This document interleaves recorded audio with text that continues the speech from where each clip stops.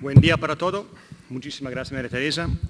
Para que usted pueda entender mi español y para evitar terminar hablando español, he decidido leer mi discurso. Es para mí un gran placer y honor estar aquí con ustedes y con los estudiantes de Venezuela, celebrar los 30 años de SEDICE, que no es solo el think tank más importante de Venezuela, sino uno de los más prestigiosos en Sudamérica.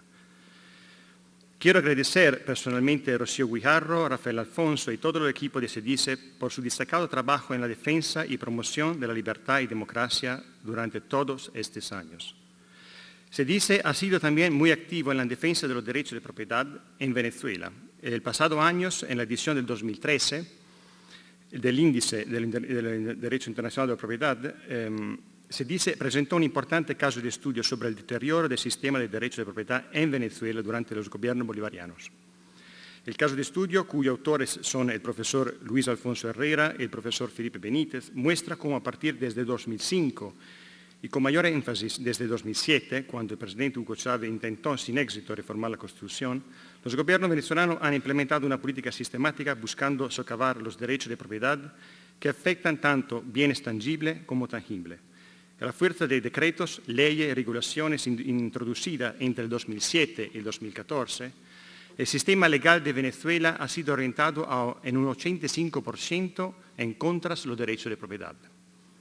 Para comprender lo que está pasando en América Latina y cuál podría ser el valor de una revolución económica en el sentido liberal, quiero extenderme a explicar por qué los derechos de propiedad pueden jugar un papel fundamental en el desarrollo económico de este continente. Déjame comenzar diciendo que no podemos desarrollar una sociedad libre y justa que tenga como base la centralidad de la persona humana si no reconocemos los derechos de propiedad como un principio básico. La prosperidad y los derechos de propiedad son conceptos absolutamente inseparables. Un sistema de propiedad privada otorga a los individuos el derecho exclusivo a utilizar su recurso como ellos deseen. Los derechos de propiedad son derechos humanos. No son simplemente derechos de los capitalistas y burgueses o de una clase social sobre otras, son derechos básicos de todos los ciudadanos. Sin derechos de propiedad no podemos vivir en libertad. Sin derechos de propiedad no podemos desarrollar una sociedad económicamente justa y próspera. En los fundamentos de la libertad, Friedrich von Hayek nos recuerda que una sociedad que no reconoce que cada individuo tiene unos valores propios y un derecho a seguirlo, no puede tener respeto por la dignidad del individuo y no puede realmente conocer la libertad. Nosotros sostenemos que la diferencia entre la prosperidad y la pobreza reside en la propiedad. Las naciones prosperan cuando los derechos de propiedad privada están bien definidos y gozan de protección. Dentro de su estructura conceptual, el respeto de los derechos de propiedad conlleva una trilogía indisoluble. El derecho al uso del bien, jus utendi, el derecho del goce del bien, jus fruendi, y el derecho de la disposición del bien, jus disponendi. Los derechos de propiedad tienen tres componentes centrales. Un entorno legal y político, es decir, la independencia judicial, el Estado de Derecho, la estabilidad política, el control de la corrupción. Los derechos de propiedad, protección de los derechos de propiedad, registro de propiedad y acceso al crédito. Y derechos de la propiedad intelectual, es decir, la protección de las patentes y la protección de los derechos de autor. La propiedad de los medios de producción no es un privilegio, sino una responsabilidad social, como nos enseñan los economistas de la escuela austríaca. En su tratado político Camino de Servidumbre, Friedrich von Hayek argumentó en favor de la propiedad privada. El sistema de propiedad privada es la garantía más importante de libertad, no solo para los propietarios, sino en el mismo grado para quienes no lo son. La protección más importante que la ley brinde al individuo es su propiedad. Esa propiedad protege al individuo frente al poder del Estado. Cuando Lord Acton señala en la historia de la libertad que un pueblo, contrario a la institución de la propiedad privada, carece del primer elemento de la libertad, estaba reflejando una conexión política y moral entre la propiedad y la libertad que el pensamiento liberal reivindicó como propia desde sus orígenes históricos. La propiedad ha jugado un papel crucial en la configuración de las ideas liberales y incluso en la toma de conciencia del propio liberalismo como movimiento político. En este sentido, el aporte teórico de la filosofía de John Locke fue determinante en el diseño diárquico libertad-propiedad.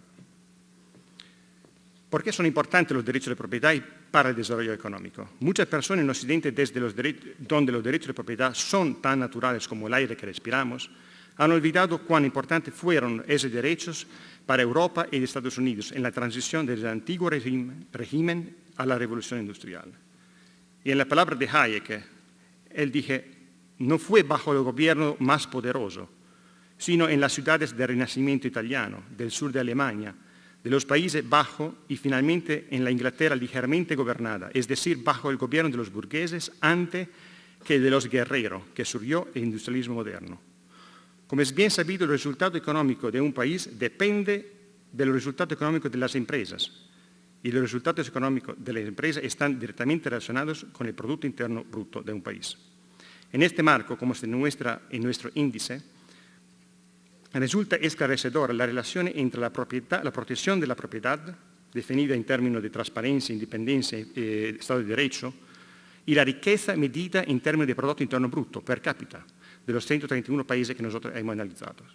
En promedio, medido en términos de paridad de poder adquisitivo, el Producto Interno Bruto per cápita de los países con mayor protección de la propiedad, es decir, más de $38.000, es 7 veces más grande que el de aquello con un PIB de per cápita de $5.544.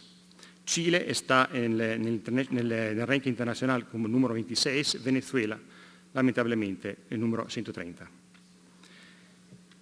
El caso de la propiedad intelectual, un ejemplo muy concreto de cómo los derechos de propiedad han contribuido al desarrollo económico de Europa y de Estados Unidos, es la defensa de la propiedad intelectual.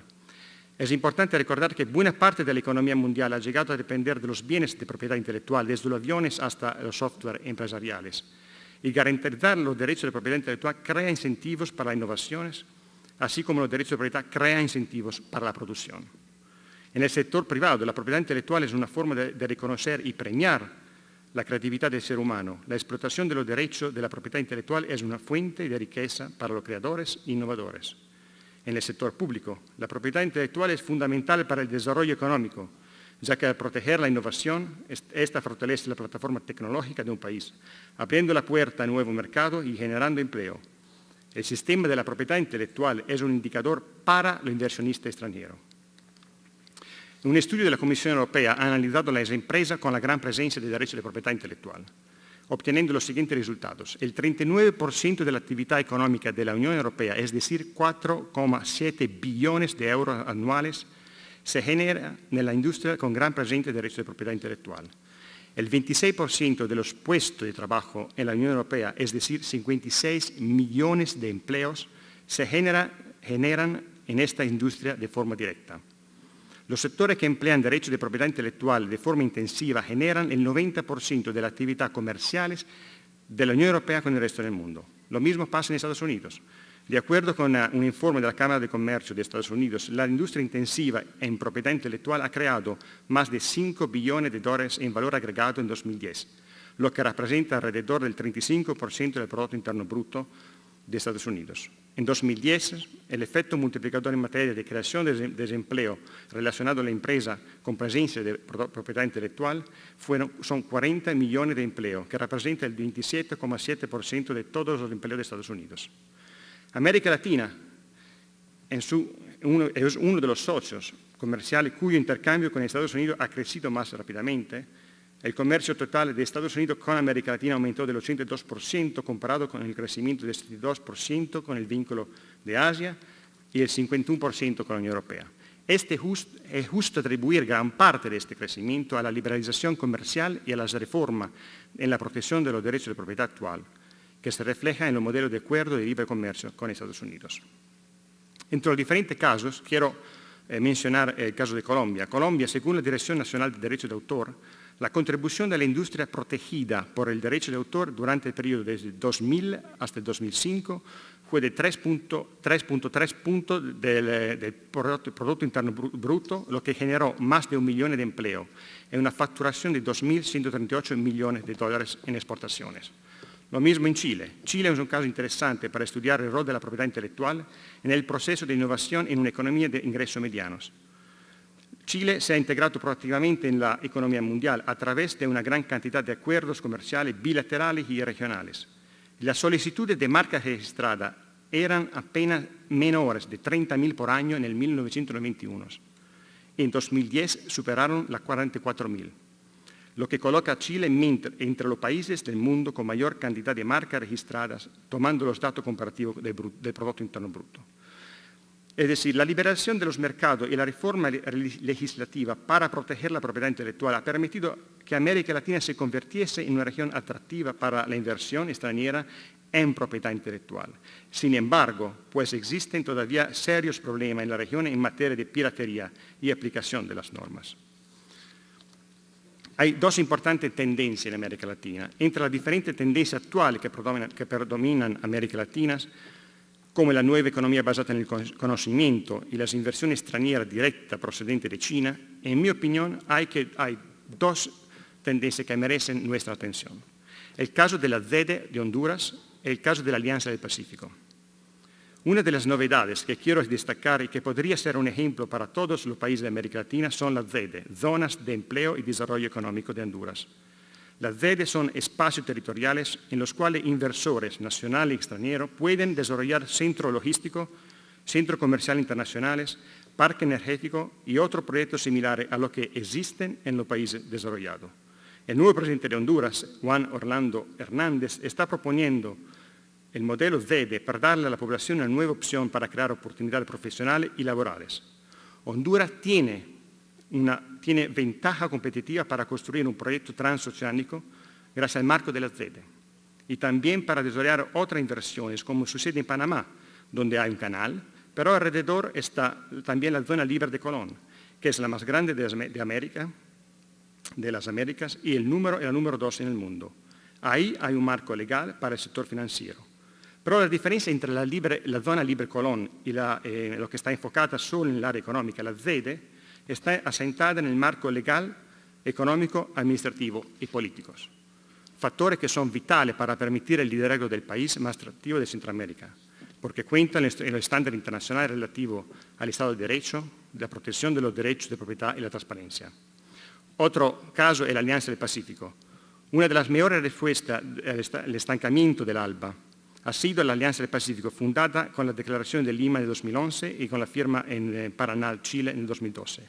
La Alianza del Pacífico, entregada por Chile, Colombia, México, Perú, se ha convertido en uno de los ejes de crecimiento que demuestra los beneficios de la integración económica. El eje central de la Alianza del Pacífico es el libre comercio, tanto dentro del bloque como en el resto del mundo. El Producto Interno Bruto de la Alianza del Pacífico rappresenta el 45% del Producto Interno Bruto de América Latina. Y para concluir, este 2014 será una intensa actividad electoral en la región. Más del 50% de la población latinoamericana está convocada en las urnas. Ya se votó en Colombia, Salvador, Costa Rica, Ecuador. En América Latina no solo tendrán lugar 5 elecciones presidenciales, Panamá, Colombia, Bolivia, Brasil, Uruguay, sino también locales en Perú y Haití. Y también se celebrará el Campeonato Mundial de Fútbol en Brasil. Este año las elecciones se darán en un contexto de crecimiento económico moderado, pero ligeramente superior al de 2013, 3.2% de la previsión del CEPAL, frente al 2.6% registrado el año anterior. No obstante las importantes reducciones logradas durante los últimos años, las cifras de pobreza y indigencia siguen siendo altas, con 164 millones de pobres y 66 millones de indigentes. En el 1979, el premio Nobel Milton Friedman dijo: ningún sistema económico en la historia fue tan exitoso en la eliminación de la pobreza como el capitalismo y el libre comercio, basados en los principios de la libertad económica. Este sistema, basado en las libertades individuales, la propiedad privada, un gobierno limitado en su competencia, ha logrado mejorar la vida de millones de personas a lo largo del planeta. En este panorama político, Venezuela está sumergida en una profunda crisis que afecta a todos los venezolanos, sin distinción de clase y posición política. La casi 25.000 muertes violentas en el año 2013, lo que ha convertido a Venezuela en el segundo país más violento en el mundo, detrás de Honduras, y el 56% en el desabastecimiento de productos básicos afectan a todos por iguales. Esto ha sido el principal motivo por los cuales han comenzado a protestar los estudiantes el pasado 12 de febrero, con más de 50 muertos en la calle y muchísimos presos políticos. La paz social, como afirma Papa Francisco, no puede entenderse como una mera ausencia de violencia lograda por la imposición de un sector sobre otro. Solo es posible, como lo recuerda el futuro santo Juan Pablo II, alcanzarla realmente y gozar con ella, así como de una mayor calidad de vida y de un desarrollo más humano y sostenible, si se asume en la práctica por parte de todos una determinación firme y perseverante de empeñarse por el bien común. El futuro del crecimiento económico de América Latina y la competitividad internacional depende de la capacidad de innovación y de la inversión en el capital humano. Estos son uno de los factores que permitirán el surgimiento de América Latina, de la próxima América Latina. El siglo XXI debe ser el siglo de la revolución de los derechos de propiedad para una nueva primavera latinoamericana. Una primavera latina que ya empezó aquí en las calles de Venezuela y que no se va a detener, porque como nos recuerda Leopoldo López, el que se cansa pierde. Muchas gracias. Viva se dice, viva Venezuela, viva la libertad.